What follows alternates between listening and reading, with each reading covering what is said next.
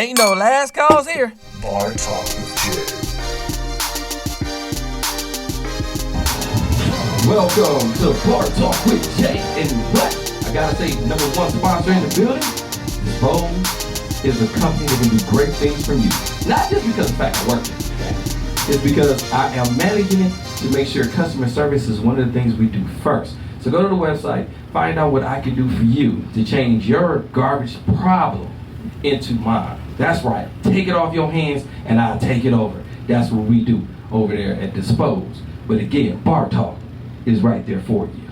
Now, let's get back to the man I got in the building with me. Been with me rolling since I started this. Craftmatic, how you doing, big baby?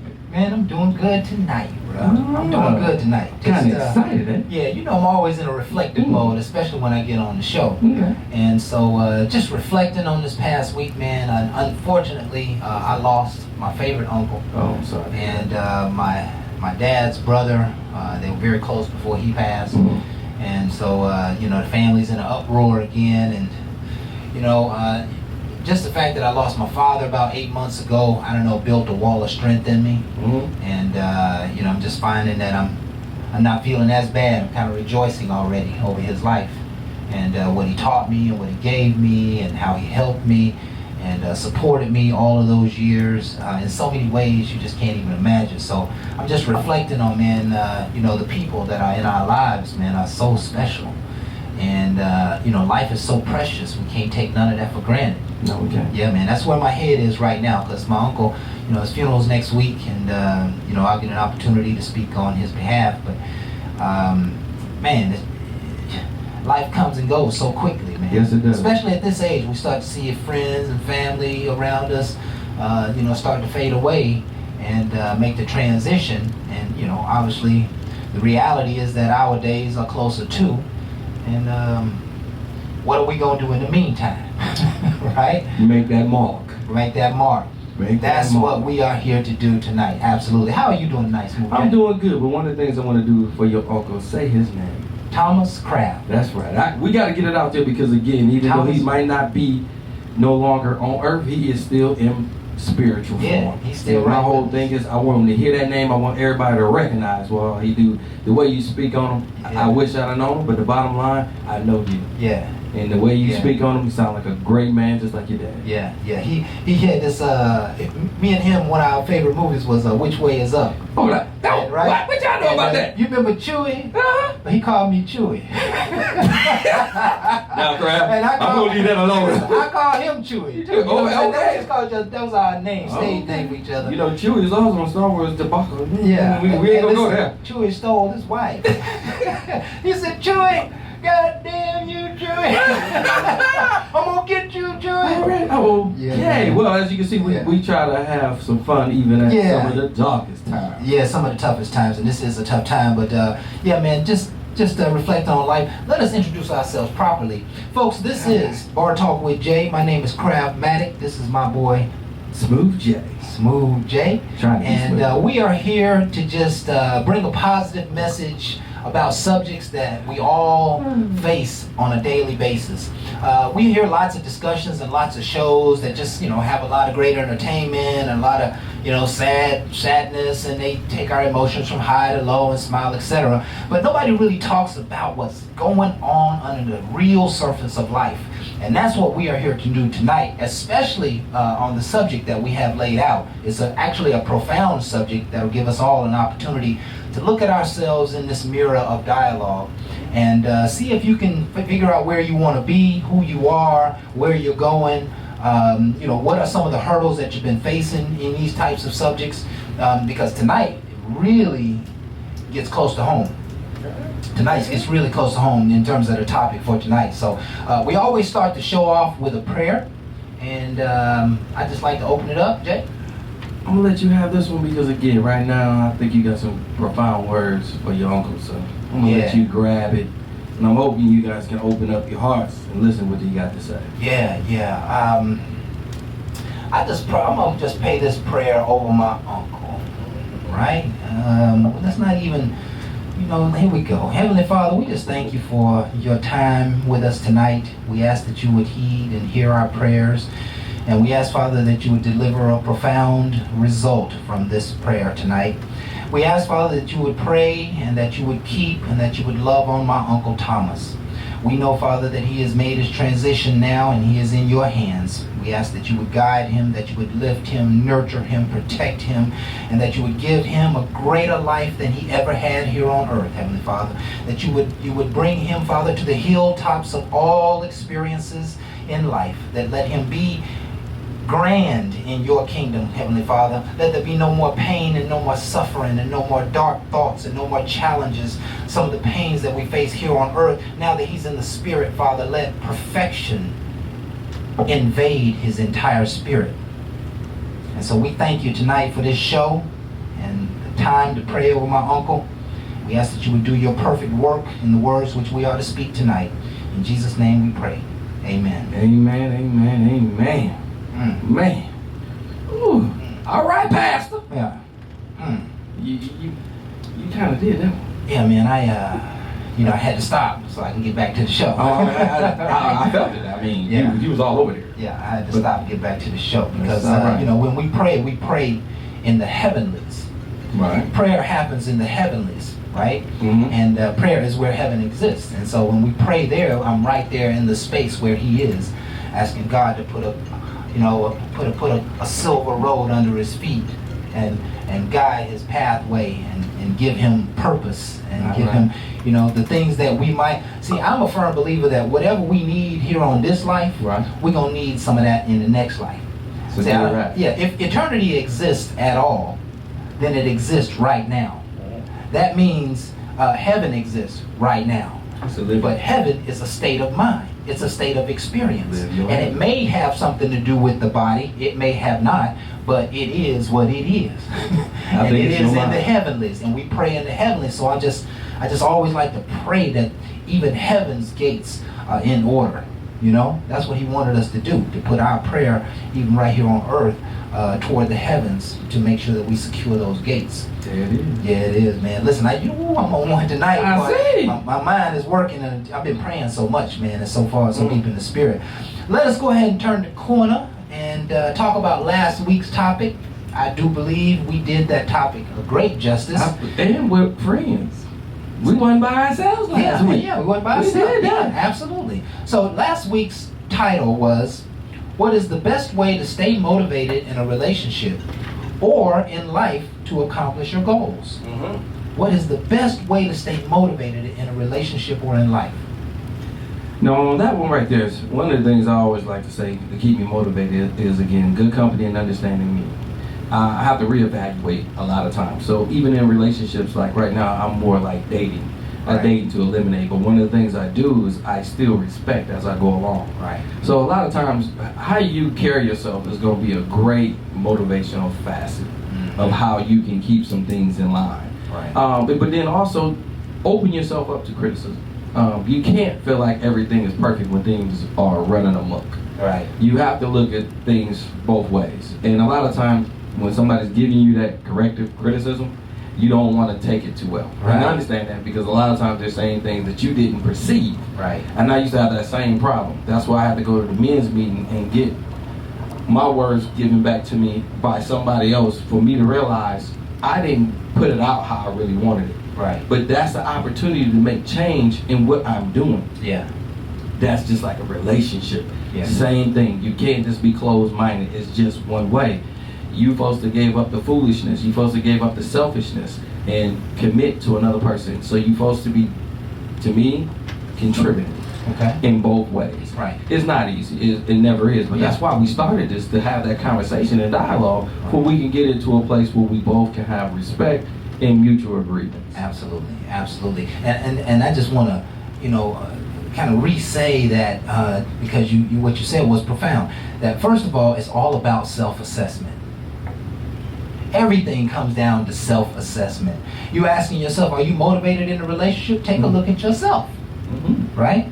Take a look at yourself, and the second half of that is, are you willing to accept constructive criticism? Your spouse or your mate may be trying to tell you something that you can't see about yourself, right? Now, I'm not saying, not to honor who you are, but just take a look at it, at least. because that'll help you stay motivated, right? You're not trying to change her, you're not trying to change a relationship, you're trying to change yourself. And unfortunately, that may not be good for the other person because you might change yourself right on out of the relationship, right? Okay, Craig. You on one again. Right? Change, I ain't with you. That's why listen, you are your It's stay. all a double-edged sword. That's all I can tell you, you know. Could be. One of the first things we talked about last week was to first make, in order to stay motivated in a relationship or in life to accomplish a certain goal, you have to realize that you really want to be there. You have to realize that you have to make a clear and conscious decision. I want to be here. I'm going to be here. No matter what happens, I'm going to make it through this. That's how you enter into a relationship. And that's how you stay motivated. Because if you're not decided on the relationship, you're not going to stay motivated. You're going to be depleted, and you're going to always be thinking about the out. Yep. You're going to always be thinking about that doesn't work. And, you know, we talked a couple of weeks ago, you know, the best relationships are the ones that just commit. Particularly in young minds, I've learned that in later years it doesn't quite work that way in later year relationships. You don't gotta remind me. Yeah, in early relationships, you know, straight commitment works, but a lot of us need some facts and some details and some understanding. Once you start dating, you've been out there for a Yeah. while. You grab a lot of opinions. Yeah. You got too much information. Right. You're doing too much. Right. Am I telling on myself? Okay. Anyway, keep going. Get down, Joe. Some of the other ways to stay motivated in a relationship is do things together, Yes. right? Be as one. Have activities, you know, that may be your weekly or nightly ritual that you have, but keep it popping, you know, keep it with something a little fresh, a little different here, a little different there. You know, maybe one night instead of being in the living room, y'all lounging, you know, the other room, you know, some other comfortable room, maybe the guest bedroom. You go in there and just lounge in there for a little while. You know, do more than Jay, that. I know where your mind goes. Yeah, you're right. You're right. Try to keep this thing family, you know, but It Jay, is family. yeah, I can already Tear that tell. mattress up. Hey, talking about that mattress be bouncy. Yeah. That's Silly, right. boy, you're silly. That's right. That's why you better not want to sleep over here. Yeah. That's right. Listen, we did a great job with that show, and folks, I'd love for you to check it out. We are all over the internet, Facebook, YouTube, Spreaker, Yep. iTunes. Yep. What else? Let go.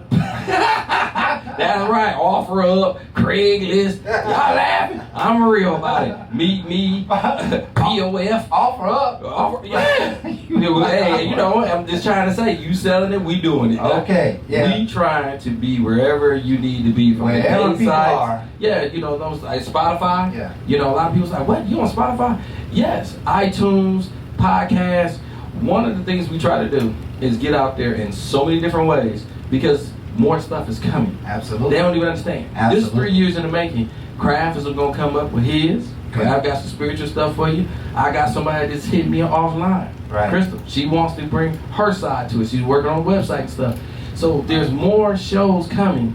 So again, if any of y'all liking what's going on and y'all need a platform that we already done built up, come check me out. Bar Talk with Jay. We can do great things for you as well. There you go. There you go. So, by the way, continue to watch the show. Again, we thank you folks for being here tonight.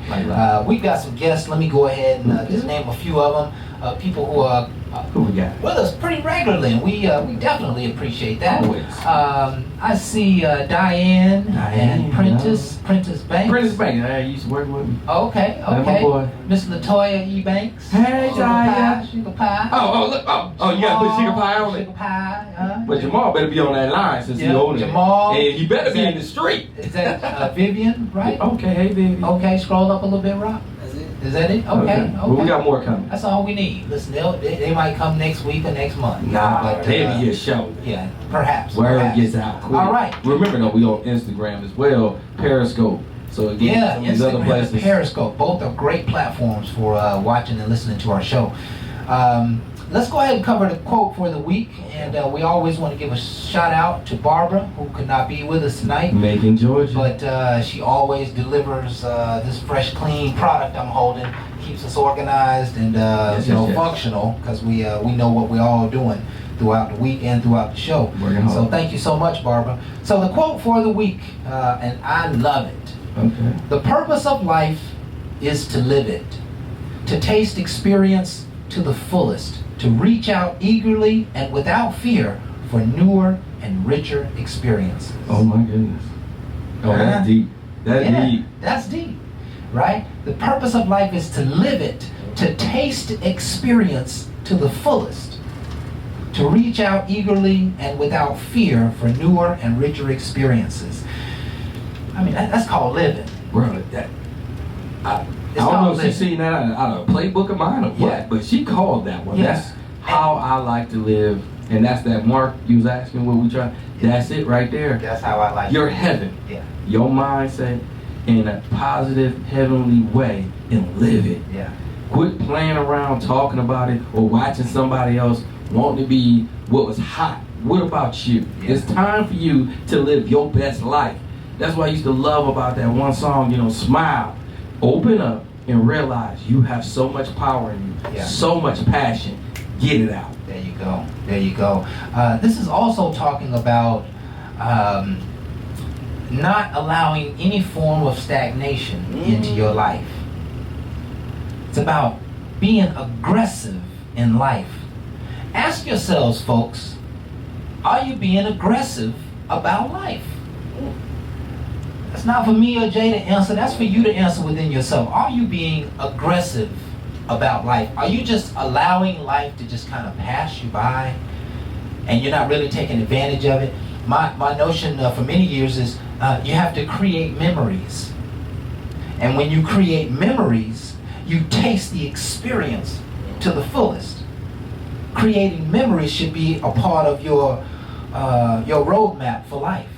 And I love it. That's why people are taking pictures of meals and where they were on the beach that day and what they felt that morning when they got up. Those are snapshots of our experience.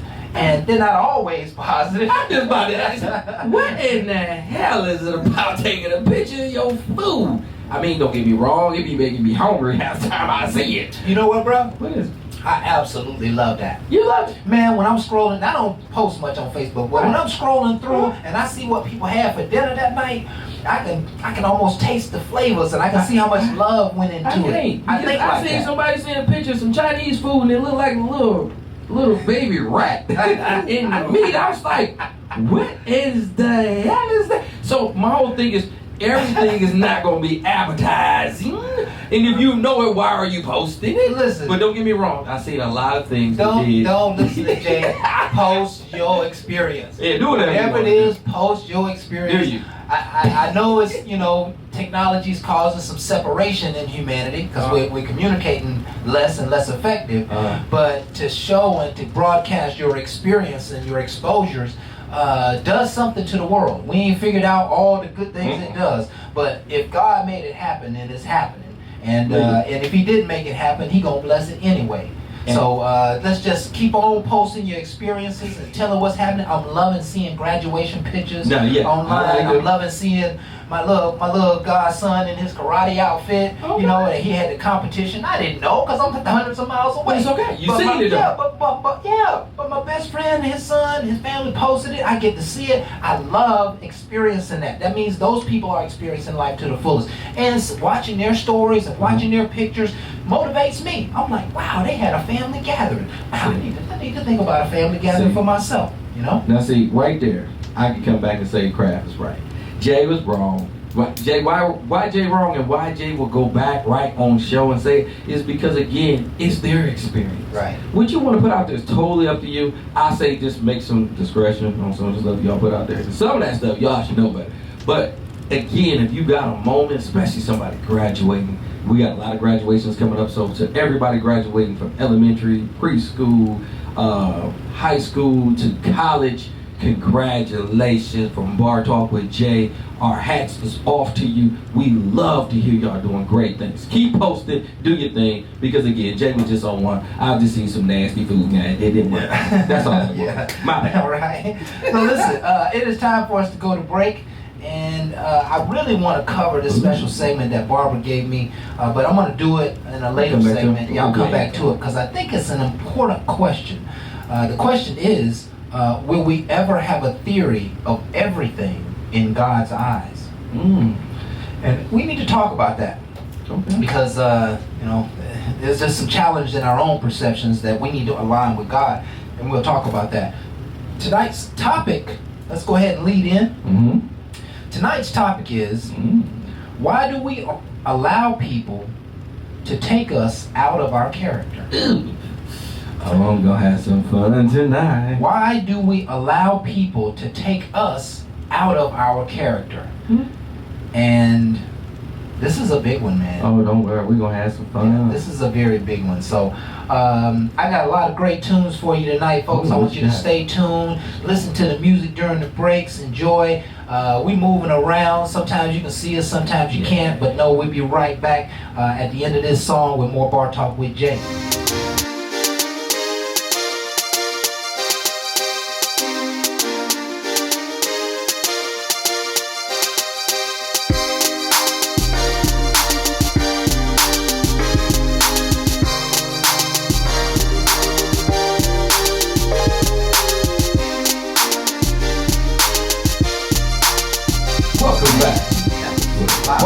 With Jay with the smooth sounds that my man Craftmatic puts down. Man, that song was so fly. They don't even understand how we do this, bro. Silver lining, man. Silver lining. That's what we're all looking for, right? That's why you got to keep your head. I was talking about in the clouds, baby. Yeah. Keep your heads in the He clouds. said keep the high watch, man.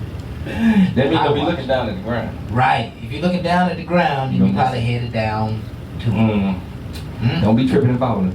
Pay Right. attention, pay attention. Right. But we got somebody else out there in them streets that's gonna give it to us how he give it to us best. That's right, we got Jamal. Jamal, how you doing, big baby? Man, what's happening, fellas? Bone, friends, the show, Bar Talk, ATL, man, what's happening? What's going on, bro? Glad to have you once again. And always looking forward to your comments. You been doing all right, bro? What's been good with you? Man, I'm telling you, I'm loving my job, man. Real talk, I really do. I'm about to head out of town to see my little John in Detroit. Mom, you already know who I'm talking about. Gonna make that trip. So, put that smile on that face with the other one lacking that. And kick my weekend off like that, you know what I'm saying? That's him. Okay. that dude that look like him is not him. Yeah. In the street, what you got out there, man? What you got found for for us? us? Hey, bro, check this out, man. What's your name, bro? James. James. All right, check this out. So we got a topic. What's the topic on the show tonight, fellas? The question is, why do we allow people to take us out of our character? Hey, man, y'all just gonna ask all philosophical, man. I'm not a Philly guy. I gotta ask that questions for us. All right. So the topic of tonight, bro. Why? Oh, you want to get philosophical? All right. Why do you allow people to take you out of character? Because they hold an emotional tie to you. All right. So people can push your button when they know too much about you. They're the only ones that can. So a cat off the street can't rub you wrong. Why? It doesn't matter. It doesn't exist. If I leave you, you don't exist. So I'll let you mistake my friend. So the people closest to you, the people that meet you most vulnerable. Yeah. So you got to watch it hurt you the most. So you got to watch the people that you keep close. Got it. Oh, man. All right. So more. All right. All right. Watch the people that you keep close. I like that. Man, the people that's around you make you the most vulnerable. So I'm gonna take it like this. He's absolutely right. A person off the street, they can look at me, I ain't looking at them, man. I don't see him. Unless you cute, I ain't paying no attention. And unless them sneakers he wearing is hot, I ain't paying no attention. I'm Right. just not looking at the next man. Right. That's not how I'm built. But the people who can rub me wrong are the people that know my information or think they know my information. So I hands down agree. People around you are the people that's most likely to turn them. You know what I'm saying? Yeah. It's a thin line across. You want to trust people, but you can't trust everybody. The Right. downplay to that is that sometimes you're going to win, sometimes you're going to go 7, sometimes it's snake eyes. I mean, it's just part of the game. It's part of life. Wins and losses. Nobody won them all. Nobody stays down forever. It's how you get back up. So cornballs. Stop pillow talking with every girl you lay with. It's a bad move. I went from being philosophical and now back to my regular scheduled program. We see. Yeah, I switch up like that. You feel me? Stop pillow talking. talking. Yeah, stop Hey, pillow. pillow talking too much, man. When you pillow talk, not me, from somebody like me, oh, we love that shit. Because the whole time she going through her issues with you, I'm sitting here on the side just going, I got that. Let him, what he say he's going to do at night, or what his trouble is, that's his insecurity. Oh, but I got you. And I'm going to be the Superman in his kryptonite. You know what I'm saying? I'm going to rock. Hey, look, cornball. Stop pillow tossing. The pillow tossing too much, your nose wide open, the brown stain on the top. You sprung off that. You sprung off every girl that give you attention because you got a lack of confidence in yourself. And because you lack confidence in yourself, you go for anything everybody tells you. You stand on nothing, you fall for everything. See how, man, I've been listening to too much T.I. this week. The whole time in my voice came out, and I'm really gonna feel it, but I'm running back with my 8 times life. So, hey, cornball. Hey, females, stop being some spazzes telling your man business. If you're really loyal, you shut your mouth and you'll make a safe place for that man to talk. If you don't, there's somebody like me that will warn you. You talk to me, I'm gonna mess up your relationship. You talk to me, I'm gonna break up your marriage. Go pillow talk with him, not me. Go pillow talk with somebody like me. Watch how your whole day gets turned inside out. Right. You're gonna be looking like him, like, huh? And you're gonna be calling my phone like, baby. And I'm gonna just be right here laughing it up. Knowing I ain't gonna trust you in the long run, no way. But I'm gonna enjoy getting over on the both of y'all. See, it's a pimp like me that's gonna talk like that. Y'all cornballs need to step the game up. Wow. That was a whole lot of education right there. Man, that was. And listen, I had 3 or 4 questions. I lost all of them trying to follow you, man. You are certainly on one tonight, my friend. I tell you what, grab one more person off the street, because they ain't understanding what all you do. We grabbing people in Philly off the street about our topic. Grab one more person and shake them. Hold on, let me see if I can find another person. I see a bunch of Asian people. I need a young one. You need a young, yeah. Where's my victim? Yeah. He said his victim. Yeah. You know, don't get hit. Hold on, I got a victim right here. Okay. Hold on, what's that? By the way, ain't nothing wrong with pillow talk. Alright, ain't nothing wrong with pillow talk. I like that. Yeah, and when you get grown, pillow talk is good. You know what I mean? Pillow talk is extra good. Pillow talk worked good for me when I was young. Yeah. Well, you know, yeah, you're a talker. I mean, yeah, you're right. Yeah, you talk up to 3 or 4 o'clock in the morning. Talking about some stuff. I ain't even know I was in sales like that. Hey, you buying something? Guys, I am not seeing any young things right now. I'm seeing a lot of mamas and Asian men. And I ain't watching up on those news right now. Looking for a female that's worth talking to. I can't go to the old ones. Man, you Oh, need that's somebody mama, man. I want a cheap thing, you know what I'm saying? Like, somebody will get their number right after the interview. Yeah, listen, there's nothing wrong with pulling a couple right there too. They'll spark their own dialogue. Yeah. You know what I mean? Especially when you ask them that question about pulling out a character. Because I do agree while he's looking that when people pull you out of your character, it's because they have found the heartstring. All right. So yeah, when people pull you out of your character, they have found the heartstring. And what they'll do is some people will like to pluck at that heartstring. That's right. They like to upset you. They like to make you mad. They like to, get you riled up. They like to taunt you with, words. What did we say a few weeks ago? People always throwing shade in the conversation, right? Somebody's throwing you trying to have a meaningful conversation. Somebody throws some shade, and then you blow up, right? And you get in trouble. Lose your whole chain of thought. And in essence, you lose the whole argument when you blow up. Oh yeah. Right. At that point, it's more emotional than factual. I ain't getting no love right now. It's all good. It's chopping it up. Well, he's in the streets right now. I gotta go home and change clothes. Yeah. I'm really feeling like for myself. So, hey, cornballs, y'all got the word for the day, man. I kick it like that. Hey, what's up with this spiritual debate, y'all? Philosophical, Jesus is God and nature, I mean, what's that topic you was talking about? Can we think the thoughts of God? Yeah, will we ever have a theory of everything in God's eyes? And I'm going to cover that in the second half of the show. You know, the question is, can we ever think like God? Now, if No. well, you know, it's possible. It's just All right. it's such a long way away. Well, I'm gonna throw this debate out there, and I'm gonna just leave my point, and then when y'all talk back to yourselves later on, y'all gonna say, hey, mom dropped the bomb. Okay. Hey, to think like God is to think beyond yourself. To ever think, it's almost like a child thinking of the parent's mindset. You are a child, you don't know the responsibilities and the burdens that I have with these buildings and houses and the job and everything else that it takes to maintain your lifestyle. Right. So when you think of God, the ever being creature that was and is to come, the one that sent his only begotten son, to send your child to suffer and die, to send your child to take on the burdens and the sins of everyone else is a burden in itself. To send the flood to wipe away the pain and the Sodom and Gomorrah and turn the city into salt takes a different way of thinking. And to think like that is beyond the very existence of what one man is capable of achieving.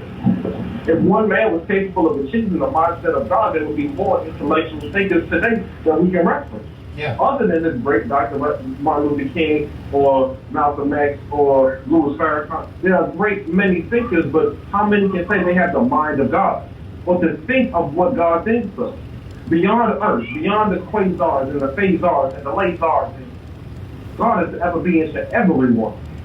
Can you really handle the mindset of everyone when you still have yet to achieve the mindset of mastering yourself? Woo! Boy, you better preach. You better preach. And let me go and throw my theory in on the subject now, because you know, the question is, will we ever have a theory of everything in God's eyes?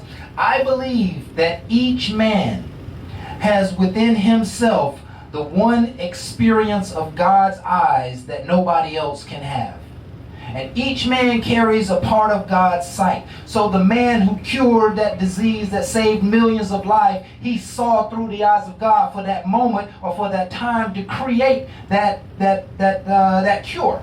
Right? And so God already knew God already knew the cure, but he had to press the man forth to see through his eyes so that he could put it together like God would have put it together. And so now God gets all the credit. God gets all the credit for putting that together, and that was his one time to see through God's eyes, and it touched the lives of millions, perhaps billions of people. And I think every single person on the globe has like a spiritual or moral responsibility to get to the place where they can see through God's eyes. If you decide one day that you're not going to feed yourself so that you feed somebody else, that day you saw through God's eyes and you liberated the person who may have went on to do great things for the world or for their families. Man, I'm telling you, the gifts of God are exceedingly abundant beyond what we can even imagine. So it's ultimately about the one exposure through God's eyes that I can bring to the table. That's what I can give to the world. I see God as go ahead, bro. Well, let me keep it like this then. And I appreciate you saying through God's eyes. But you also have to remember, you said God's child. Now, we are all God's children, and we are descendants upon descendants upon descendants. Because the closer we get to God, is the more of amazement and the more of a miraculous sight in the being that you become. Yeah. Just by being in the presence of God. Yes. So when you think of all the generations that have come through, you can't help but think, yes, this healing factor is a reflection of the man that made me. This reflecting factor. This self-sufficing factor is a reflection of the God that made me. There is a God in me because I am God's child. There is a Jamal Zion Johnson because that is my child. You will see me through my daughter's eyes because that is my heartbeat, that is my blood. And when my blood flows, you will see me constantly. You can't have a child be saved without the blood of the Father. I am a reflection of my Father who is in heaven. And I will always strive to be the best example and the reflection of my God who is in heaven. But I will never mistake knowing my Father to thinking that I am the Father.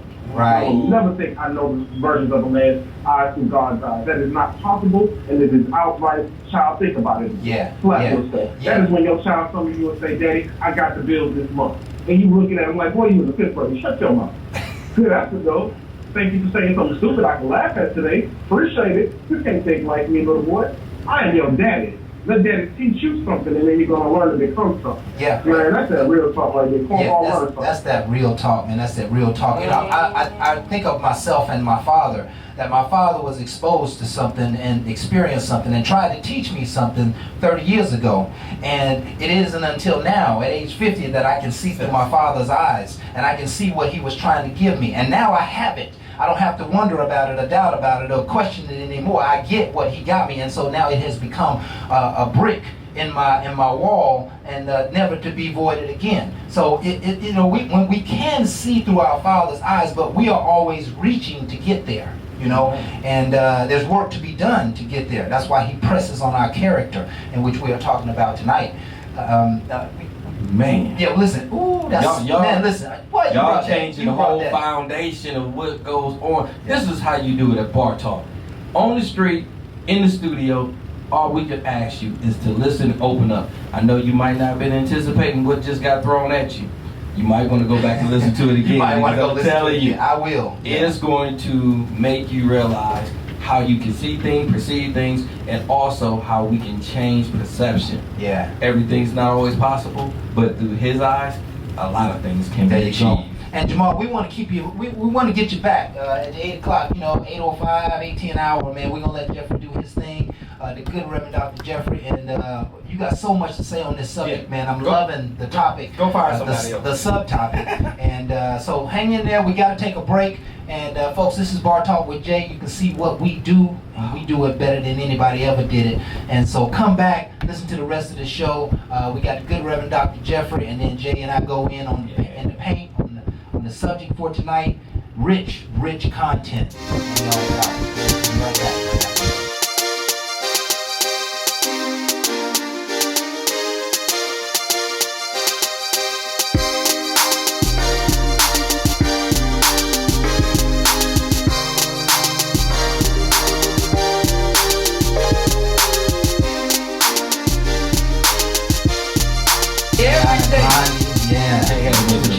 Had to go to the bar. We gotta open them up, baby. Hey man, I like how you doing it tonight. You know, bro. we do this. Oh man, when I tell you, we gotta make a change to the game. One of the things I love to tell y'all here is not about the alcohol at all. Please understand. Bar Talk is just about opening up and realizing that a lot of people ain't going to church anymore. They're going to bars. Right. We like bartenders, but it ain't about serving drinks. It's about pouring your problems out to us, because again, we're gonna try to give you some more spirituality that can help your mind go to a different place. Absolutely. If we can change the way you think, then you can change the way you act. There you go. And it's up to you. There you go. And that's why we do what we do. So next on the mic, that we do not know how his day went, but we always curious about my man Jeffrey. Jeffrey, how you doing, big baby?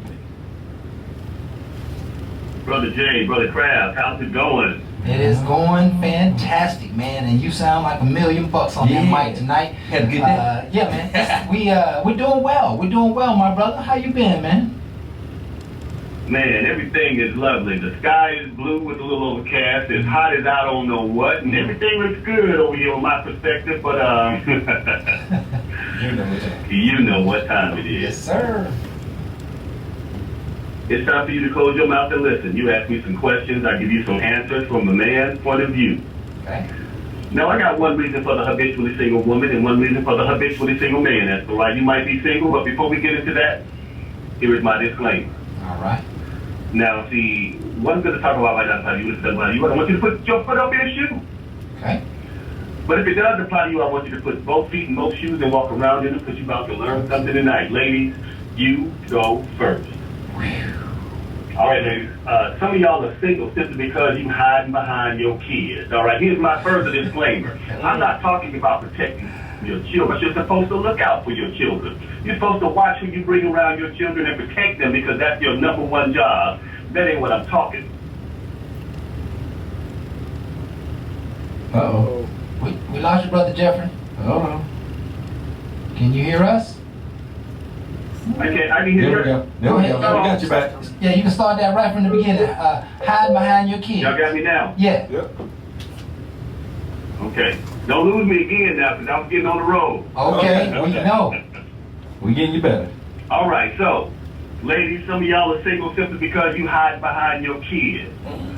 Now, I'm not talking about protecting your kids, making sure their well-being is okay, and not having just anybody around your kids. That ain't what I'm talking about. Okay. I'm talking about when you have that man that wants to partner with you, who accepts everything that you are and your children, and wants to treat your children right, but you got some demon-spawned kids. And you believe them demon-spawned kids. And your kids so bad that the school call you about your kids, and you taking your kids' words over this good man. Now, don't get it twisted. Not everybody should be around your kids. And again, I say, you are supposed to make sure that anybody around your kids is a good person. That ain't what I'm talking about. Okay. That good man, he ain't gonna put up with no demon-spawned kids. Right. And he ain't gonna put up with you taking your kids' words over a grown good man. Right. So what he's gonna do, he's gonna go to church and repent from his sins, and let you have that demon-spawned kids, and your ass is gonna be single. Whoa. Single because of your kids. Woo! Now, Right. I didn't see that one coming, but I think, was you talking about baby kids? yes, he was. He Yeah. was. Yeah. Demon spawn. Yeah. And again, they don't always see it, and I understand because it's their child, Right. and the mother is a nurturer. Right. But when you keep getting calls and you keep saying it ain't him, somewhere along the line, you gotta recognize, you gotta make some change. Counseling. You gotta go ahead and go that other step. Because a lot of times you don't want to take that step because you want him to be regular, you want him to be normal, but his ass is not. Right. And then expect somebody to come in your life and fix what they can clearly see that you are rebelling against. Right. Of course, Yeah. I can't replace a father when a father is in his life and he ain't contributing, you ain't contributing, but then you want me to fix. I can't fix I can't fix it. what you don't really see, Yeah. and y'all ain't doing nothing about, but you want me to be that great man. I can't overshadow two people that don't want to face reality. Right. We can all sit together, but if we ain't gonna put work in, it ain't no try. It's two parents that don't give a damn and let this little demon child be demon, but then you want me to fix. You can't always fix, Yeah. but one thing I can do is respect. Yeah. Respect y'all two coming together and grabbing a hold of responsibility, and I am willing to grab hold myself as on the outside because it's a try. And see, as a man, if I enter into a relationship with a woman who has kids, the first thing I'm gonna be able to assess, because it's, we talk about self-assessment, I'm gonna have to assess the situation. Somebody's been sparing the rod. Somebody's been sparing the rod, and it might need to get put down, maybe not. When they get 12, 13, and 14, you don't want to put it down the same way. You want to find some other ways to try and get it, but you got to deal Something with gotta baby be done. kids, and if you can't deal with baby kids, you got to get the hell out of there. That's right. Don't Don't play piss with it. everybody off. And with that you one, just gotta remove yourself. yeah. And with that, we'll hand it back over to you, Brother Jeffrey. Woo, go ahead. All right, brothers and fellas, don't think I'm letting y'all off the hook. Fellas, you are next. Fellas, some of you are simply because, some of you are single simply because you don't take care of your own kids. How the hell are you going to be a stepdad? I need you to understand something, fellas. Your children are your obligation, whether or not that woman wants you to be involved or not. That ain't got nothing to do with you.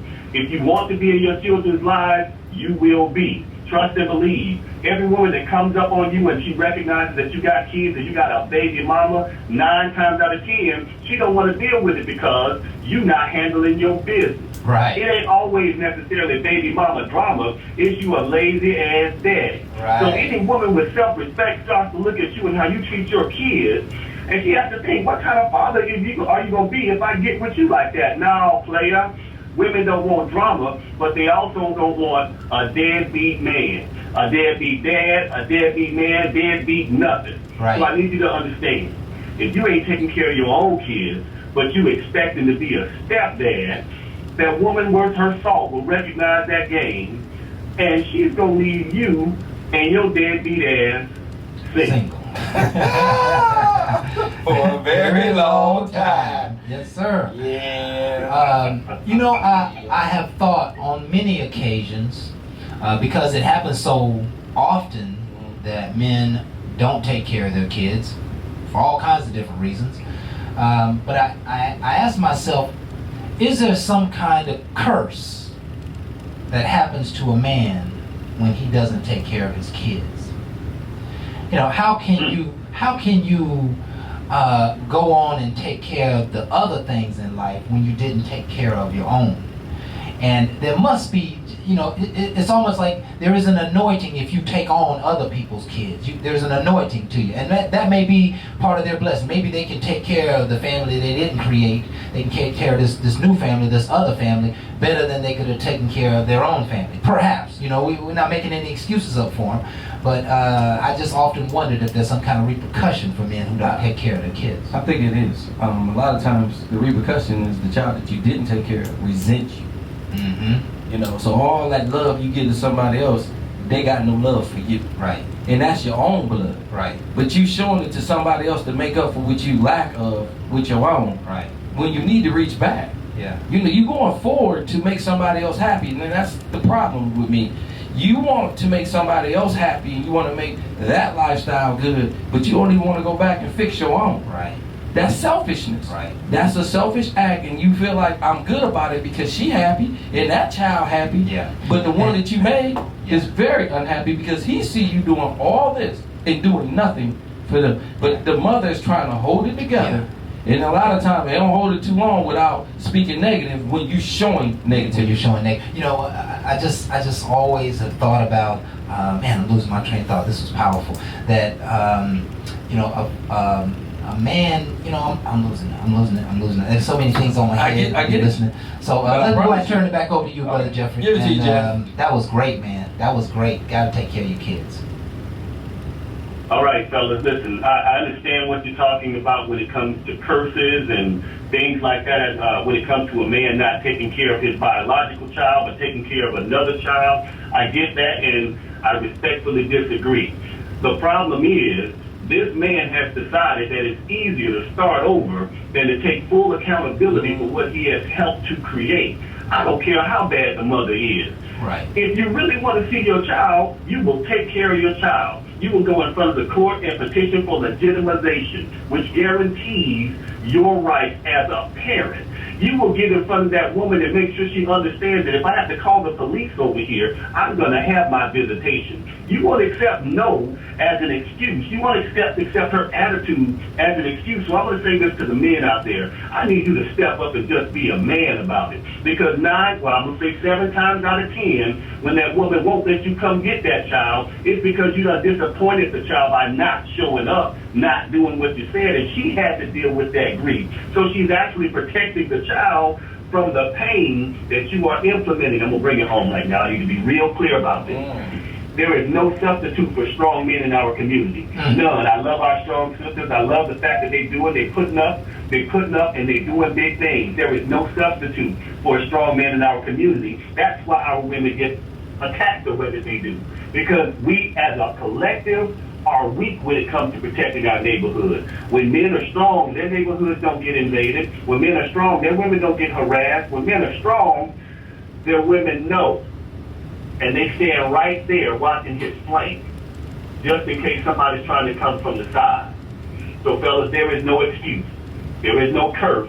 There's only our inactivity that's holding us men back as a collective. Now, I know there's some good brothers. I ain't talking about them. I'm talking about collectively. We got a lot of work to do, and once we start doing it, our women won't mind partnering with us, and our children will look up to us and respect us, and we will begin to rebuild our communities. And when our communities come together, man, it's going to be something awesome to behold. And that's all I got. Man, that's all. What? Man, this man just came and just, what? Gave us, and again, respectfully, a debate. Yeah. He listened to us, but he debated, and he came with some facts that I definitely have to look back and agree, because again, the neglect has to be addressed. Yeah. Without being looked at, you won't change. Yeah. And grabbing another family to fix what you didn't even take upon to go back and reach, that's something we have to look at. Yeah. So yes, Jeffrey, I get it. I can't say I can put them shoes on, but I can definitely say, as a life coach talking to people, trying to motivate them in a positive spiritual way, I can definitely see that happening more and more. There you go. There you go. Brother Jeffrey, I'm going to ask you the topic for tonight. I'm real interested to hear your response to this. It goes a little something like this. Why do we allow people to take us out of character? Oh man, that's easy. It's because deep down in our core, we're not confident in who we are. We're not really as secure as we think we are. See, when somebody can get you off your game, that means you're not focused on who you are as an individual. And what you tend to do is to buy into what they're pitching to you. The minute that you make peace with who you are, the good, the bad, the highs, the lows, and you understand the power of who you really are, the lane that's designed only for you. You don't worry about what people got to say. Now, let's not get it twisted now. I'm a cool brother. Mess with my kids. You'll see a whole different side of me. I'm a cool brother. Try to play around with my money. Man, we got some serious problems on our hands. Right. I'm a calm guy. Mess with my woman. You got some hell on your hands on my mama. Right. Hell on your hands on my family. Hell on my hands. That on your hands. That's not what I'm saying. I'm so focused on what I'm doing for me. You can say what you want to do about me. Right. I'm gonna be all right. Hey, you gonna be all right too. I ain't got to subscribe to what you selling. Don't judge me by what you call me. Judge me by what I respond to. That's Frederick Douglass, y'all. Yes. Man, That's so awesome. did it. Now that's how you do it. That's how you drop the mic. Don't Bye. judge me by what you call me. Judge me by what I respond to. That's Frederick Douglass. Oh, that's so awesome. That's so rich, man. Thank you so much, Brother Jeffrey. And there's just nothing to do but applaud your words. You get a standing ovation from us every single week, man. Any parting words for us, sir? Man, I'm good. Man, I always enjoy being on the show. See y'all guys back next Thursday. All right, Yes, sir. man. We'll look forward to it. And you have a great week, my friend. All right, peace out. Okay, and it is time for us to take another break. We are right on time, and so you folks stay tuned. I got a couple, actually one other track. Hope you love it. We'll be right back right after this.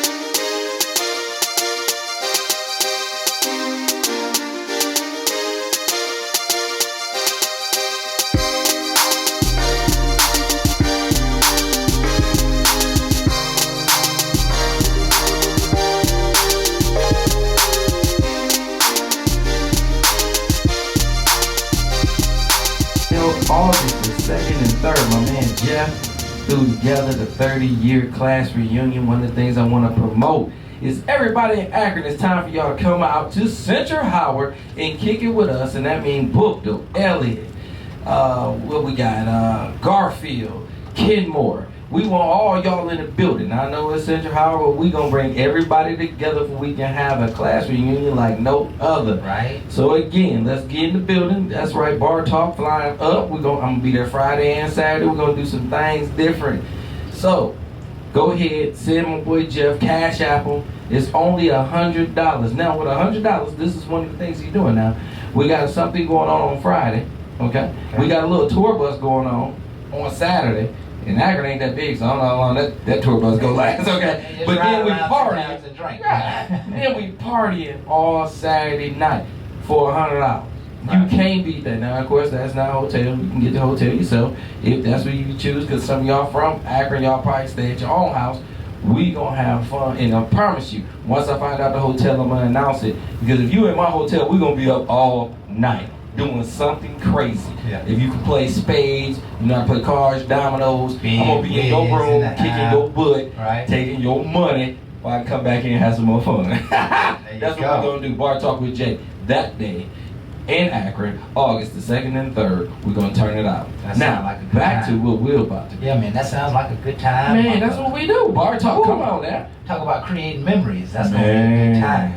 Yeah. That right there, I'm telling you right now, what we do, you better not tell it. Okay? Now y'all love to snitch. Y'all better not put it on Facebook, nothing. Nothing. No cameras Nothing. up. Period. Right. None of that. All right. Let's attack the subject a little bit. Jay and I like to go in, and usually as the dialogue gets further into it, as it lengthens, it gets a little deeper, and we're just looking for those sweet nuggets that help us all to understand. I think this conversation is about self-control.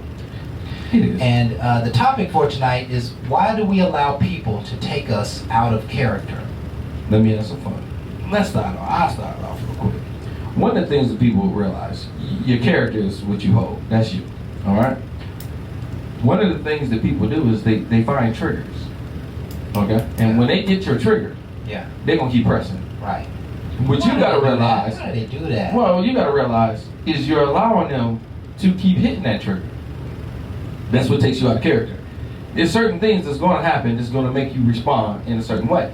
Now, a person, and that's what I love about what Jamal said, a person that knows you easily can press a trigger. Like me, I know Craftmatic. Right. Now, out of respect, I know certain things I wouldn't do to you. Right. Because I wouldn't want to upset you. Right. Now, see, that's how you would want to be, but guess what? If I want to piss him off, I'm going to mess with him, and I'm going to mess with his family. I'm going to mess with, he's a family-oriented guy. Yeah. I'm going to message you in a way that's easy to get to you. Right. Because I know you. You're a spiritual good guy. So I'm going to mess with your spirituality. I'm going to talk to you like you don't know what the hell you're talking about. You don't know nothing about. And it's going to automatically fuel you where you're going to go more to emotion than facts. Right. Because you playing me now and you know me. So why would you do this? Right. That's a trigger. You have to sometimes look back at what people do to trigger you and change how you feel about the things that they're saying. Because it's how you respond. But see, is why they keep doing what they're doing. That's okay, what, listen, let's just play devil's advocate Oh, on that, right? I'll do that already. So people know your triggers, and you know, the person who gets their trigger spun, right? That person is looking at the person who tripped the trigger, like, you full of shit. You know what I mean? Like, what? Like, you keep saying that to me, or you said this to me, and it doesn't make any sense. And so, what's causing me upset is that you trying to run game on me, and you think I don't know. You trying to give me some BS excuse for why you did this and why you did that, but the real truth is you just didn't handle your business. Right? And so what tees me off, what pulls people out of character is sometimes they feel like they're being gamed. Of course. Right? And you know, when two people come together, especially people who don't know one another, they can run all kind of game, but the most experienced person is gonna really take control of things. Right? Because I know you're trying to sell me something, you know. Let me just go ahead and get to the bottom of it, and I might press on you to get to the bottom of it, right? But I'm not gonna allow you to I'm not gonna allow you to press my triggers. Listen, this situation is about not allowing someone to get under your skin. And in order to not allow someone to get under your skin, you sometimes have to detach from them. And it's not a bad thing to detach from them. If they're permanently hurting you or getting on your nerves or always getting under your skin, then it may be time to fire them. Right? But if it's not time to fire them, you're going to have to become like a piece of coal in the fire. And you're going to have to just stand in the gap so that you can, sometimes you might be trying to protect people from themselves, because they say hurtful things to you, and if you said those hurtful things to them, it would really hurt them. You know what I mean? If you got out of your character and you said something back to them, they always say something, we talk about throwing darts, said something to you and then you said something back to them, it would cause way more damage than you probably want to deal with. So, in some cases, you just got to be like coal in the fire, and you just got to stand there and let them say what they say, because what they're saying is either not true, they're only saying it to try to hurt your feelings. Perhaps at a certain point, you're saying, they're lying, or they're not telling the truth, or they're not getting to the real point because they know they're wrong. I agree with you, but I'm going to go one deeper. I'm going to throw myself into the fire. Because I'm going to tell you, coal is one of the things that is a natural resource that lasts for a long time, okay? So I'm going to throw myself out there real quick because I got a business. And I run, again, Dispose. That's a garbage service. And somebody came to me and said, hey, I need you to do something because you're my boy. I need you to do this, okay? But he wanted the boy hookup. I run a business. I can't run a business doing things for you for free. Right. I run a business. I have to pay people. Right. But because we tight, you can do this for me. This is running game. Right. My whole thing is I didn't get out of character. I'm just recognizing what you're asking for. Everything I cannot do. Some things I have to look at you and hold some accountability on what the heck you doing. So you say, oh man, but you can do this. We know your boy, so you know, I'll throw you something later. But you want me to do something free now. Nothing works like that all the time. Right. And my whole thing is, now I gotta school you. Right. I have costs. Right. Okay? Now, my drive, I like that. my fuel. Now I got a school. Right. Because at this point, you trying to play me, but you ain't understanding my cost. You too busy looking at, oh, you got it like that. In business, no matter how you might look at how I got it, it can change any moment. Right. My whole thing is, I have to stay in control of what I do. Now, when you looking at it, you just, hey, man, you got it like that. Okay, you can throw out all that you want. I'm the one over here understanding the stresses. Right. And I'm not giving it to you. I'm not telling you all the bills I gotta pay. It ain't none of your business. Right. The most important thing is I'm gonna live my best life. Right. So you see me living my best life, so all of a sudden I can do for you because I'm living good. No, you're using me. Right. At that point, And I have to back off and be like, hold on. Right. Because I don't want to lose you as a friend. Right. But if you continue down this path, I have no choice but to look at you differently. Right. Because of how you're treating me. Right. Don't do me. Right. I'll have people do this to me all the time. You doing good, just send me some money. Don't play me. Right. I work for mine. Ain't nobody hand me a damn Ain't nobody thing. hand me. Okay? So since I'm working for mine, I'm not saying I won't give. I will do. Don't play me. Right. Don't play me. Don't play and me. Listen, and see that's the point of this discussion is that when somebody is trying to play you, so that you at a certain point, I love the words you use. You get to a point where you say enough is enough, rather than just telling you a fool and get the hell out of my face. That I'm gonna say, hey, wait a minute, you don't see this and you don't see that. Now I got some things to do, and sometimes when you get to that point, you gotta school them a little bit. You know, you gotta school them, but they don't want to be schooled. That's the way the problem comes in. They asking you for something, and you trying to school them on the realities because you care about their feelings or what they think, and then they get an attitude because you try to school them or you try to correct them, and that's when you don't get nasty with it, you don't get dirty with it, but you do get out of character because you like, okay, now you are trying to hurt. You're trying to hurt what I'm doing. You're trying to hurt who I am or where I'm going. And when you try to take something from me, especially without asking, I have no choice but to get out of character a little bit, and because my character would be to help you, but now I got to defend myself against you. And that's the reality of those situations, that I've changed my mind. I can no longer trust you. Now I got to protect myself from you. And at that point, yeah, I am out of character, and that is a good out of character. Yes. Right? I move from loving you and helping you and supporting you to now in defense mode, because you will take advantage, because you will try to hurt me, because you will try to get over on the system. And I have a pet peeve, man. I cannot stand people who try to get over on the system.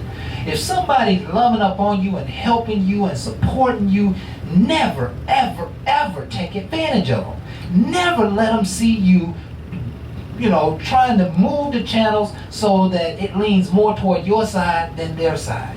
You gotta express gratitude, and you gotta not receive when you can do for yourself. No crap. I'm gonna jump in right there because I'm gonna do a spin-off. Go ahead. I know somebody that's very wealthy. Okay. But they're very giving. Okay. Very giving. They're so giving, it's easy for you to see how you can use them. Right. They people ask them for thousands. Yes. Most people ask for, no, they hit that person up. And it's a female I know. Yeah. For thousands of dollars. Yeah.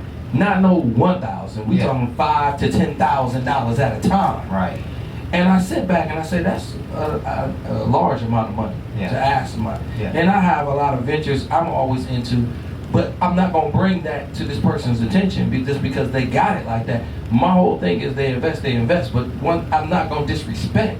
I value their friendship. Right. Then I just don't say, hey, they got it, so I'm gonna throw this on them. That's what happens to them on a day in and day out. And I think they might like people doing them like that. I don't. Yeah. My whole thing is you work for yours, and however you got it through death and inheritance, or again, however, it's your business. Yeah, work for it. The most invest in important whatever. thing to me is when I respect and see it, and I don't have to ask for it. My whole thing is just having your friendship and understanding that even though you have it, you went through something to get it. Right. I have to go through something as well. Right. I like the knowledge always than just the giving. Because you don't fix the issue just by handing money. I promise you, food and money will keep on asking. That's why I'd rather get the knowledge. But I like to know more, and I don't always want to just ask because I don't want to be disrespectful. That's why I come humble. And when I look at them, they don't come humble to them. They come straight because they already know they got, yo, you need to do this for me. And they come back to me and they be like, I don't believe they just asked me to, and I don't either. Yeah. Because I feel like, you know something? Well, see, you care. Yes, I care enough to say, hey, hell no. Right. You need to look at what they're, and no repayment.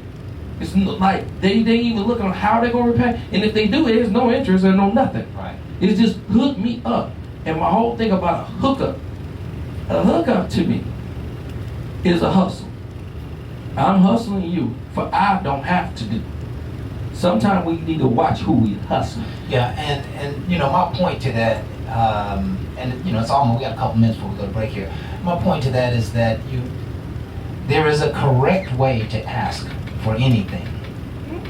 There is a way that will almost ensure that you get what you're asking for.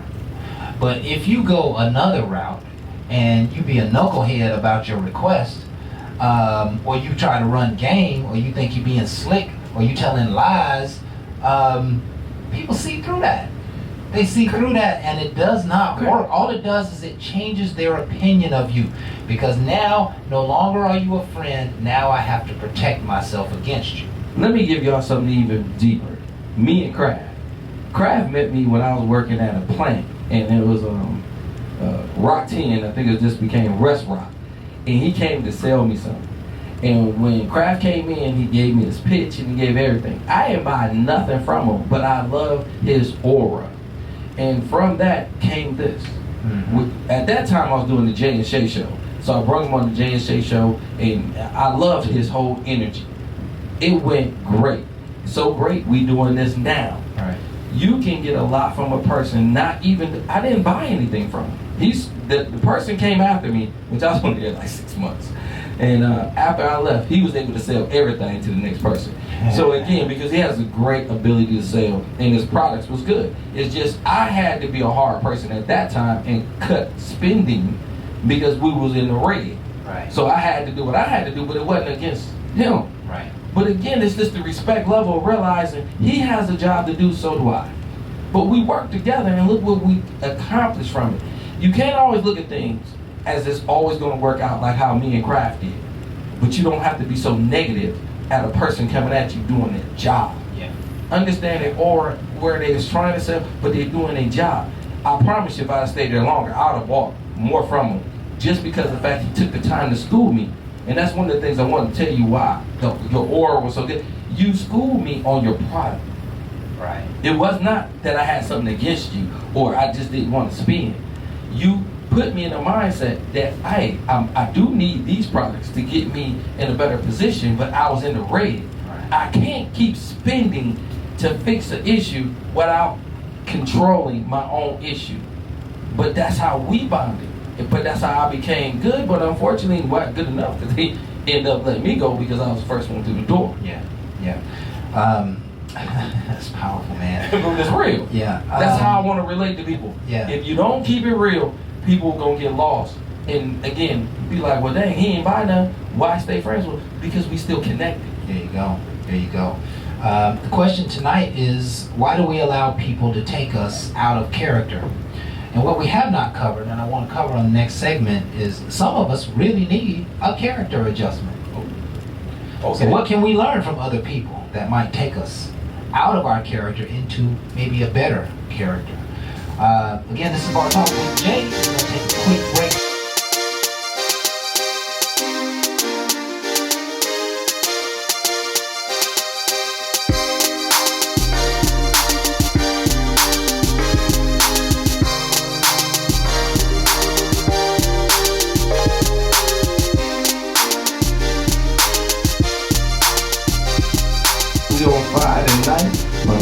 Man, they got the smooth sound to get y'all hype. The reason why we trying to get you hype is because, again, we trying to find out where you at. It's not going to be an easy stance, again, for a person to take you out of character. They know your triggers. They kind of know you. But I will say, some people that don't know you can say some certain things that make you automatically want to respond. You can holler out something, and somebody can take offense to it. Just because of what you said. Yeah, like your mama. Again, when they say your mama, I would like to say, now that was back in the day when I was in school. Yeah, you just get punched. Get the best of you. So now it's to a point you don't know my mama, and my mom taught me something very valuable. 2 things she said to me that are just going to be profound for a very long time. And I don't even like to get in politics, but I'm going to give you 2 of the things she said. One, and I got in a fight at school. And somebody said something about my mama. I was like, you don't even know my mama. You just don't, F your mama. So I went over here and kicked their ass. Right. So my mom was like, so you feel good about that now that you suspended for that? And I was like, well, Mom, I was defending you. My mom said, I didn't ask you to defend me. I asked you to go to school and learn. While you out there defending me, I'm over here at work, gotta leave work to come pick your behind up. Right. So now it takes me to get you home, and now I gotta beat your behind because you don't know how to act. And I'm sitting there like, wait a minute, I fought for you, and I gotta get a whooping? Yeah. And my mom was like, yeah, because you didn't do what I asked you to. So since you want to be out of character, I'm going to beat some character into you. Right. That's right, my mom, and I ain't trying to get her arrested, but she told my behind up because of an action that I chose. Right. Secondly, she looked at all the stuff that's going on right now, with everybody with the abortion laws that's going on. She said, ain't nobody addressing, all these men addressing women with this abortion. She said, but ain't nobody talking about these men need to get a vasectomy because you're so hard on a woman. When are we going to start looking at the men? And my whole thing is, I'm not a bigot. I'm one of them people that want to listen on both sides. And I don't see that on the equation. It seems like they're taking away a choice. Okay? So now you can't do certain things that you was able to do. But who's not being pulled to the table is us. Right. When I say us, it's men. Because if a man rapes a woman, he should have his nuts cut.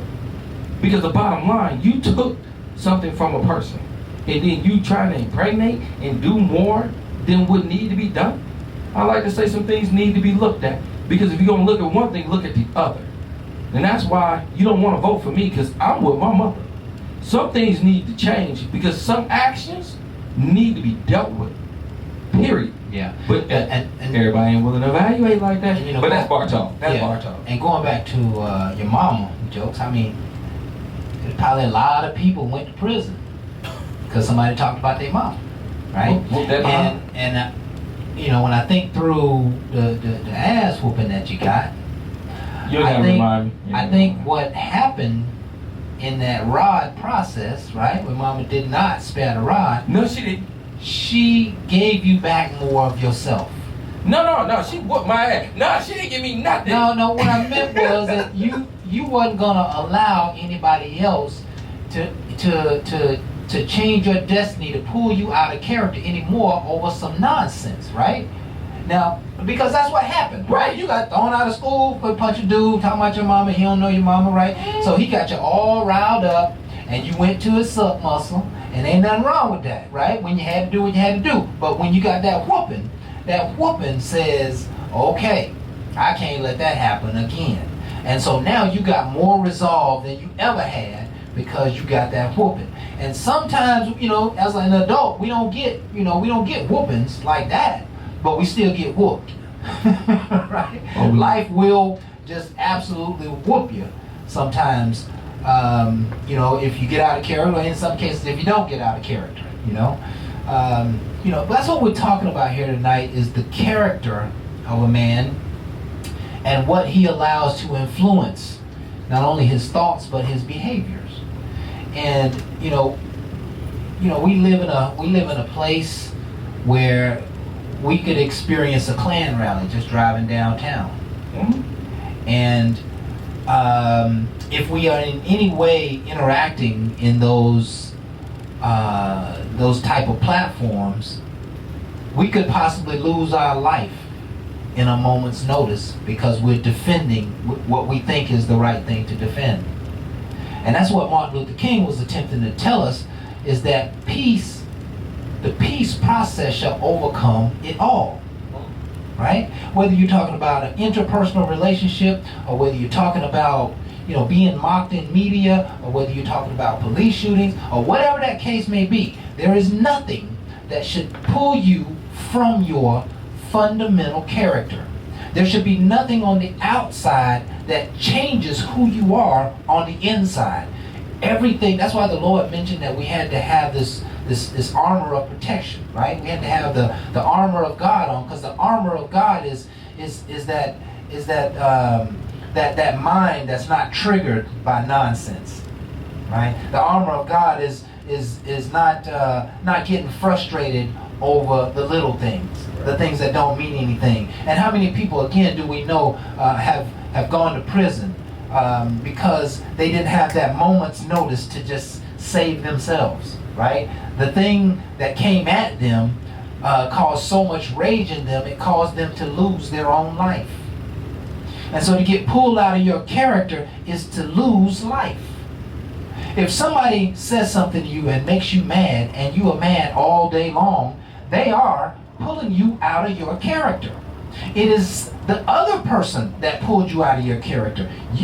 But ultimately it's your fault, right? Because you're going to be miserable all day. They're not going to be miserable all day, right? If something happens and it ruins your day, that it's you allowing your day to be ruined.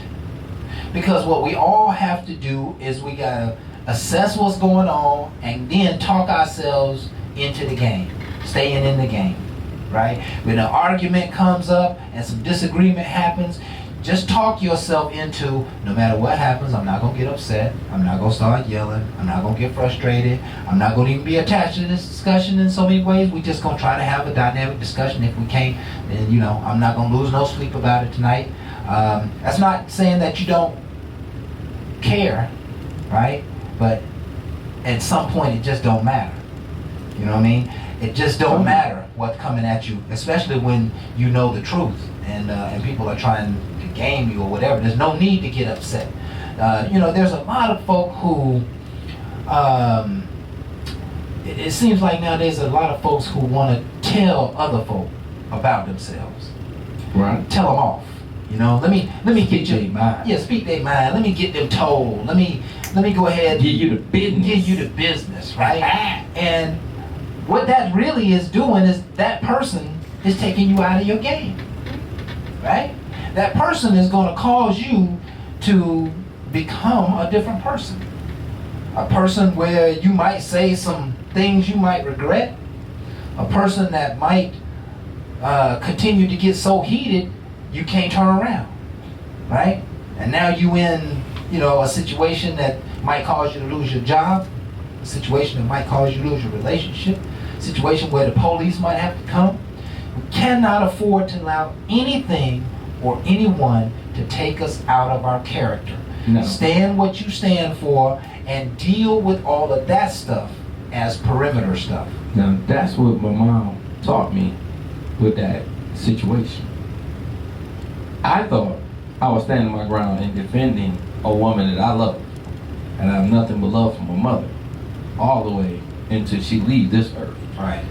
But what she taught me was, no, that's not what I instilled in you. And that's not the plan.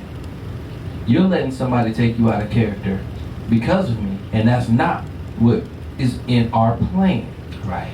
So if you stay in character, you will stay listening and learning like I told you when you took your hind to school. But you start finding your friends and you start feeling like yourself and you become yourself a man. They always say a woman can't raise a man, but a woman can nourish a young man. Yes. She nourished me to let me realize I made mistakes as a young man. And them mistakes had consequences. Absolutely. So when I hear somebody say what a woman can't do, let me help you out real quick. In my life, I don't know what all y'all parents is doing, but that woman that lives with me, that I still love, and I ain't got a problem with somebody saying, you're a mama's boy. You can call me whatever kind of boy you want, but I had a mama and a daddy. And don't ever call me just a boy. I passed all that. But one of the things I would tell you is, she taught me so much when I took the time to listen. I had my own agenda. I had my friends. And you say, you going I reacted off of them. Mm-hmm. And she said, you forgot about me. Mm-hmm. And that's the same thing that happens when you with your woman. If somebody holler out something, you want to respond. But again, why are you responding to what ain't for you to respond to? Somebody call out a name. And I ain't going to say the name. We all know it's negative. They say it. You want to automatically be enraged, right? Because the word is so negative. But to me, until you address me with it, why am I going to you? Because you yelled it out.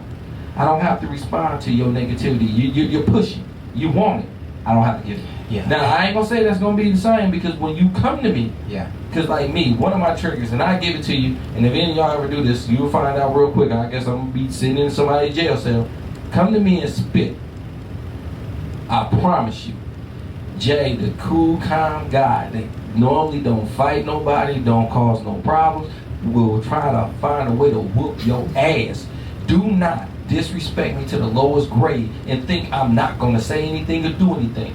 I'm that dude that feel like I can work through a lot of stuff, but don't come at me at some point, and that's one of my points. I got a trigger, I get it, because I have to rationalize, and one of mine is one thing when I talk to somebody and they got gaps in their teeth and stuff fly out, I'd be like, yo, listen, I'd sit back, because I don't feel totally offended, but I just don't, but listen, Yeah, when you feel like you can start doing stuff like that, please understand, total disrespect.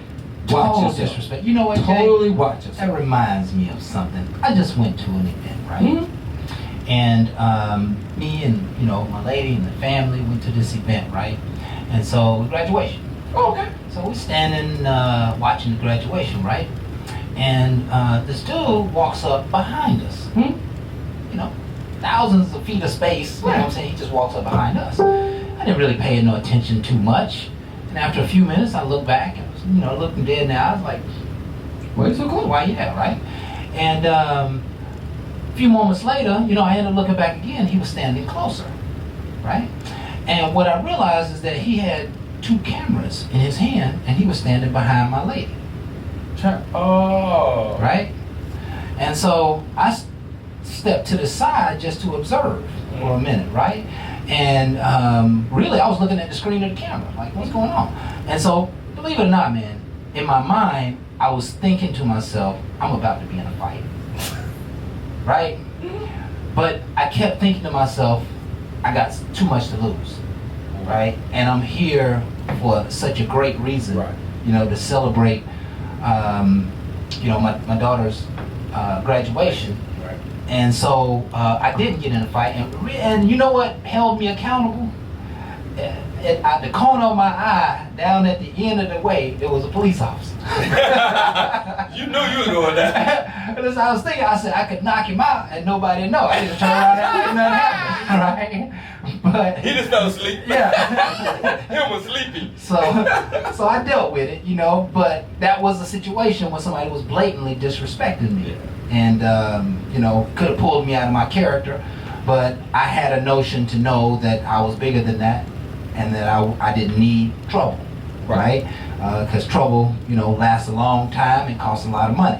So it wasn't even worth it. That was my thinking. When I resolved the issue, I was just thinking like, it wasn't even worth it, But it was definitely got me 38 hot because it was blatantly disrespectful. You know what I mean? And you see, So yeah, it was clear. Yeah, there are things that people will do to pull you out. They will actively pull you out of your character, but find the way that is most professional. Find a way that is effective without getting in trouble. Find a way to turn away. Right? Turn away and just let it go, and not even allow that to be your portion to deal with. Sometimes it takes that so that these situations and these people don't pull you out of your character. It is time for us to take our final break, and I'm loving this conversation because we all have things that pull on our heartstrings, And we all have things that are difficult for us to just turn the other cheek to, you know. But in order to continue to live the wise man's life, the life that has the greatest life in it, that we do have to find ways within ourselves to turn away from nonsense. And that sometimes can be a technique. Sometimes you just have to snatch yourself out of the environment. But self-control is the key to it all. I can control myself through it all. So stay tuned. We're going to come back, do a great wrap-up. I got another, we want to talk a little bit about God perspective in this last segment. So you folks stay tuned. We're going to be right back with more Bar Talk with Jay.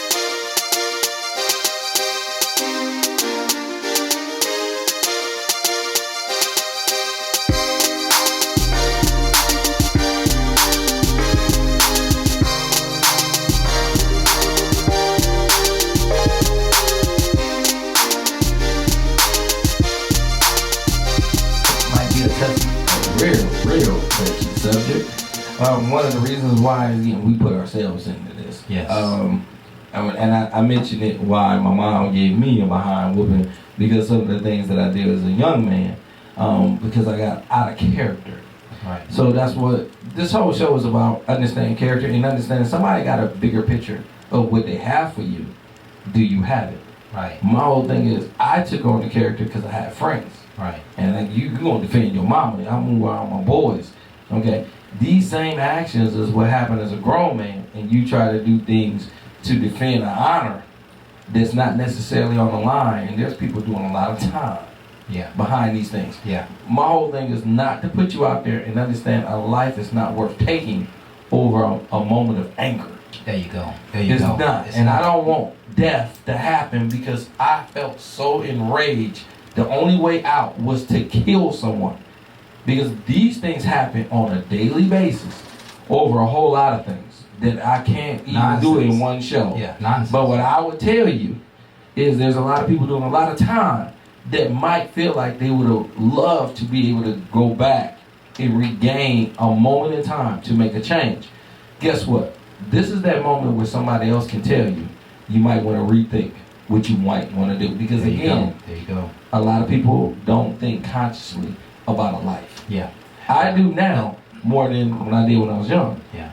But my whole thing is I fought then because that's what I did when we was young. We fought. We didn't grab guns. Yeah. Guns came more into play more now than when I was growing up. Right. But now that gunplay is more prevalent. Instead of throwing them hands and believe me, I'm gonna tell you, I want to fight one time. I'm going off. I can do this bar talk. I want to fight one time, man. But this dude hit me in the ribs so many times, bro. I hit him a couple times in the face, kept tearing my ribs up. And bow, bow. I'm like, man, whatever. I'm tearing his face up. No, again, he didn't look that good at the end. Man, that next day, the person that was hurting was me. Yeah. Everybody bragging in school how I tore his behind her. Bro, if you touch me, listen, Right. I got you. Right. You know, everybody want to hug on you. Oh, Yeah. man, you did that. But I'm like, oh, yeah, whatever. Just don't, Yeah. because he was tagging me. Learned later, he was more of a boxer. Mm. So as I'm tearing that, he told He was getting in, huh? bro, when I tell you he got me, Yeah, he got you. I laid down and you got to be in a certain position. Them boxes, Because boy, when I they eat up tell your- you, they eat up your ribs, man. told me Yeah. up. Yeah, they eat up your ribs, man. Couldn't say nothing. But your boy talking about how good you. No. You just didn't understand. Yeah. If it went a little longer, he'd have won. Okay? In my book, he won. Yeah, When I'm there you sitting go. there spitting up stuff called my blood, Yeah. pooey, Right. that wasn't a good fight. Yeah. You might have lost that one. No, But, you know, I in a did. fight, really, everybody loses, really. You know, and hopefully you folks are not out of character where you're having to deal with fighting somebody anymore. But Barbara put together a quick list of things that might help us to stay in character, ways to stay in character. And I'll give it, and then I'll give the example of it, and then we'll just kind of move through these because these are all so meaningful. The first one is be more honest. Sometimes the situation, it's pressure that causes you to get out of character. Don't let anything press you out of being honest. Don't everything pressure you into lying, right? Because when you're pressured into lying, you think the truth is going to prevail, and it's not. When you think the lie is going to prevail, but it won't. The truth will prevail. And so we're fooling ourselves if we don't stay in honesty. Build your self-awareness. It's important to recognize within yourself when you're getting angry, right? We call that emotional intelligence. I have become aware of how I'm starting to feel based on what that person said. And when there's a point where it's too much for you, break away. Right? Just like gain self-control. Yeah, gain self-control. There you go. Because that's what it leads to. That's what it leads to. So self-control is the key. I am in control of myself, and nothing anyone says or does is going to change who I am or what I do. Your destiny. That's right. I am who I am. Self-control. Practice integrity once again. Take responsibility of your mistakes and make things right. That's huge. Yeah, because when that constructive criticism start coming at you, Man. you gotta own up to it. Because if you don't own up to it, it's gonna take you out of your character, and then you're gonna be upset because you think somebody's coming down on you, knowing that exactly what they're saying is the truth. Self-evaluation. You start getting upset with them, and they're just trying to tell you the truth. The truth is you've been messing up. I agree. And if you own it, if you take responsibility for your mistakes and make things right, it can really take a lot of pressure out of you having to change your character. Humility is one of the greatest tools and the greatest weapons in all of life. You got to learn how to be humble and how to learn growth within oneself, Practice patience, right? Practice patience. That means sometimes I just may need to just decide early in the conversation, I'm not going to say anything. I decide early, I'm not going to say anything, I'm not going to get upset. I might have to walk away, but before I walk away, I'm just going to hear all this person might have to say, right? Sometimes ask someone you trust for feedback. So right in the middle of the conversation, rather than responding to the person who you about to talk to, or the person who might get you out of character, just say, I'm going to go ask my brother about that. I'm going to go ask my brother about it. I ain't going to even respond to the situation. I'm going to go ask my brother about that. That's a part of maintaining that self-control. Expressing gratitude toward others. Put yourself in someone else's shoes. If somebody is talking to you and they call you a name, rather than taking the name and taking ownership of the name they called you, look at them from the perspective of, wow, you're so small that you have to call people names.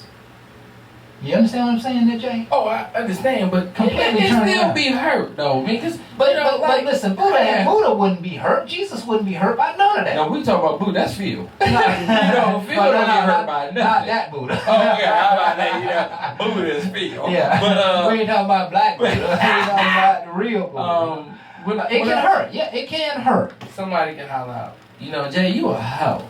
You do this, you a hoe. My whole thing is I date, so I don't really look like I'm a hoe. But to some other people, they might feel like I'm hoe-ish. My whole thing is, Right. and again, that's their perception. Right. My whole thing is I date to eliminate. So I date multiple people for a reason, and that's what dating is. And so you can call it hoe and you can call it whatever you want, because when you're in a relationship, it changes. So to me, when you're dating, do you. My whole thing is, again, however you want to do your life, just make a clear understanding to the other person what you want to do. And that way, it's fair. I'm not going to tell you it's right. I say fair, because to a lot of people, that ain't fair at all. Blah this, blah that. I'm going to back it up, too, if you clearly understand where a person is. Well, that's a great point, and one that I wanted to make next. When you're in a dialogue or you're in a confrontation with someone, it's extremely important to know your audience. Right. If the person, you ever been to a meeting, like a team meeting, and there's one person who's always going to be out lobbying for themselves. That'd be me. Right? No, in a bad way. They're never about the team. They just kind of selfish. They're always lobbying. They want to make the boss. Yeah. Make the boss look at them. Make themselves look good. And see, if you know that is the kind of person who happens to be talking in the meeting, then you're taking what they say with a grain of salt. All you're doing is just sitting back listening. It's not tampering with your sense of self or your spirit in any way. You have no need to roll your eyes. You have no need to get upset. You have no need to sigh. But by the way, all signs of stress. You have no need to go into any of those parts of your character, because you know that the person who is talking is full of crap. Yes. They're full of it. So don't get tied up into it. All right? Stay away from what other people think. It's okay to take a little constructive criticism, but everybody's operating from completely different paradigms. Even your own spouse might be operating from the fact that she, didn't get the promotion, or that, she just had a bad day, and whatever the case may be, she just had a bad day. That sometimes you just got to find a way to let her have it that night. Whatever that is, let her have her space, let her say what she got to say. Just don't let anything she say go inside that makes you upset or changes your character. I don't know if we can say any more about that subject. I wanted to spend the last few minutes on this topic of will we ever have a theory of everything in God's eyes? I'm going to tell you, you hit it earlier when you said, I did certain things in God's eye prevail a situation. Right. It's not about staying there. It's about He's giving you the encouragement Right. that He exists and you can do. Right. With that, you're not God. Okay? Even though you are a hero to many, you're not God. Right. You are a godly fearing person acting accordingly to what He gave you. Right. We don't always go back to spirituality into self. It's all about you understanding the purpose of what He gave you of a life. You have to get back to you, not the stuff that's been taught. We've been taught a lot of different things. Everybody can say things are lies, things are truth, but pyramids was made perfect, and they can't take that from what was done.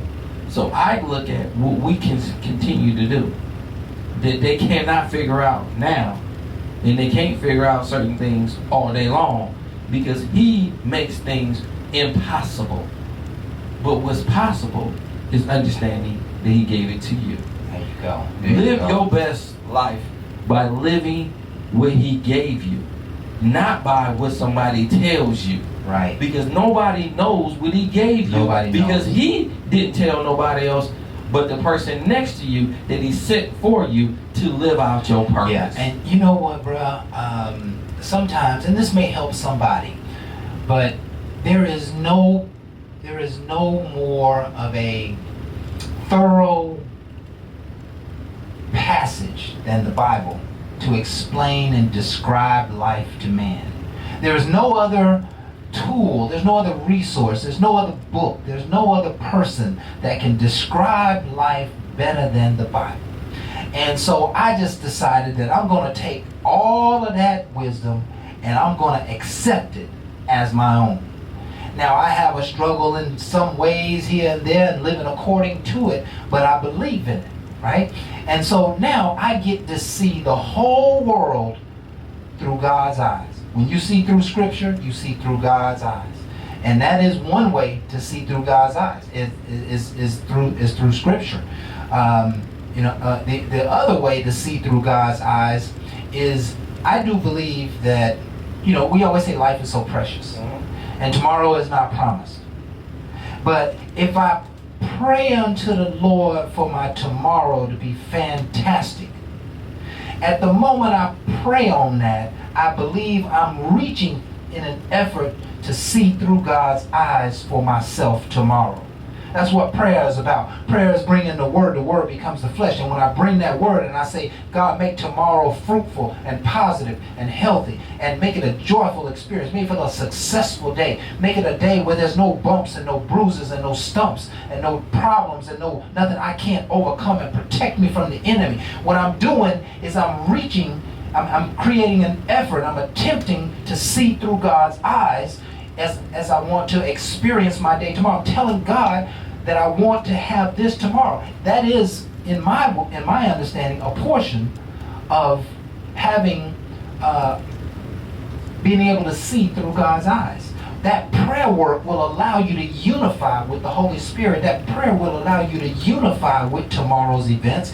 And if you haven't prayed over tomorrow's events, you have yet to finish your work for today. Because your vision isn't just your vision. Your vision is sometimes, and a lot of times, coming from God.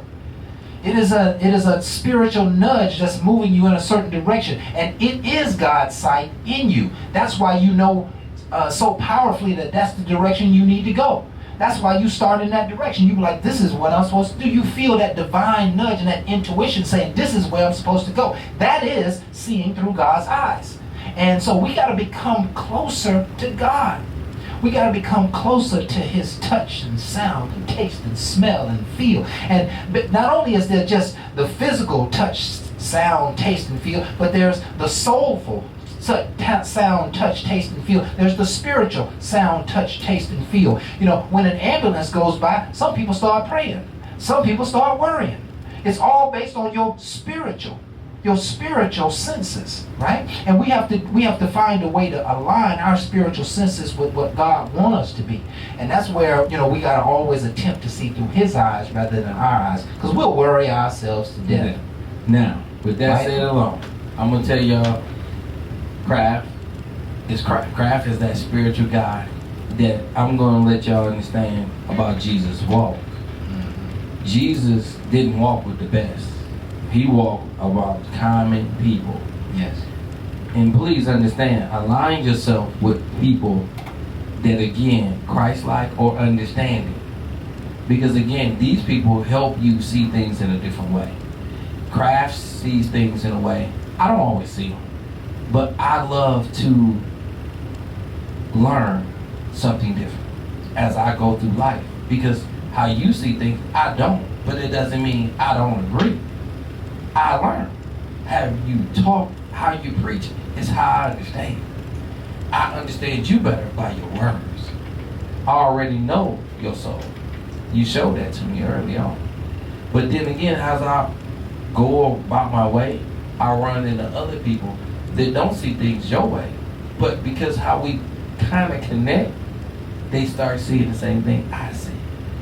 Align yourself with good people compared to people that just want to be a friend to you.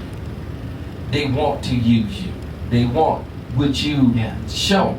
Yeah. My whole thing is when we align, it wasn't about taking from one another. Right. It was about a gravitational pull. Right. You were selling. I'm in a position where I couldn't buy at that moment. You was a person I would have definitely went back to. I didn't even know it would come here. No one does. You just don't give up on. And that's what life is about. Understand what you're dealing with and quit judging off of you. God didn't ask you to judge. God asked you to live your life. But we're too damn judgmental. By me not being so judgmental, I got a great companion. Right. I have a friend of Craft that I enjoy saying he's a friend and a brother. Right. I have a person behind the camera that don't like to be in front of the camera. Right. But this man comes every week. Every week. He does things behind my back, and not negative, to get my show to another level. And I'm going to tell you, if you ever want to be famous, come deal with me, because he can get you to a level I can't achieve. Why? Because he believes in me as well. I have a son that sits behind the board. Yeah. Been learning the board. He didn't get it too quickly. Okay? He getting there. But he is loving what he do. We have a vibe. And the number one thing about this show tonight is understanding yours. It's not about judging. It's about receiving. We do this show completely out of love. Yeah. Booby comes faithfully. Craftmatic has always been there with me. My son comes down here now, prepares, prep. Barbara writes her stuff from down in Macon, Georgia. Been here more times when I first started this than anybody else besides Craft. Craft was always here. But she came from Macon, Georgia. Kraft was coming from Lawrenceville, an hour. So y'all don't even understand the travels that they done for a vision that I had. But I promise you, I respect. It's like that whooping I took from my mother. Don't ever let somebody take you out of character. There you go. And always respect the people that understand your whole interbeing. There you go. And, you know, this is our closing, and we want to thank you folks for being here with us tonight. This is Bar Talk with Jay. We hope that there's been some magic in this show for you. And we also hope that it's sparked some additional conversation. Maybe you have dialogue with your friends and family right there in your living room. That's where the healing lies. There's lots of healing that happens in the dialogue. And so thank you folks again. We love you for being with us.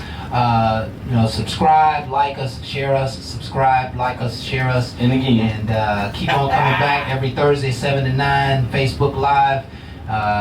Thank you again so much, and we are out. Ain't no last calls here. Bar Talk with Jay.